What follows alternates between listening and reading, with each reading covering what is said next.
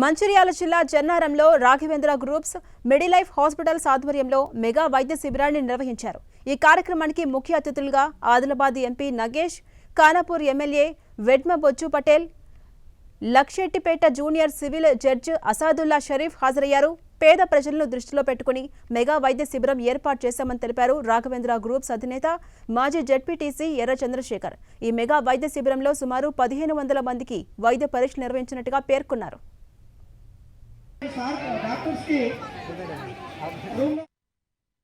జన్నారం మండలంలో మిడిలైఫ్ వారి ఆధ్వర్యంలో హెల్త్ క్యాంపు నిర్వహించడం జరిగింది। అలాగే దానికి సపోర్ట్గా మన రాఘవేంద్ర ట్రస్ట్, రాఘవేంద్ర విద్యా సంస్థలు దానికి భాగస్వామిగా ఈరోజు మనం జన్నారం మండలంలో కార్యక్రమం నిర్వహించడం జరిగింది। దీనికి 1500 నుంచి 2000 మందికి డాక్టర్స్ బృందంసే వైద్య పరీక్షలు నిర్వహించడం జరుగుతుంది।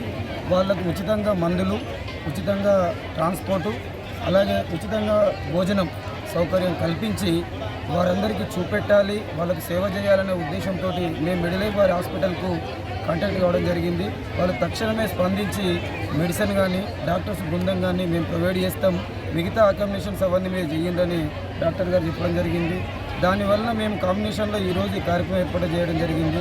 దీనికి ఎంపీ నగేష్ గారు, అలాగే లక్షట్పేట జడ్జి గారు, అలాగే గౌరవ శాసనసభ్యులు వెడ్మ బొజ్జు పటేల్ గారు రావడం మాకెంతో ఆనందకరం అనిపించింది।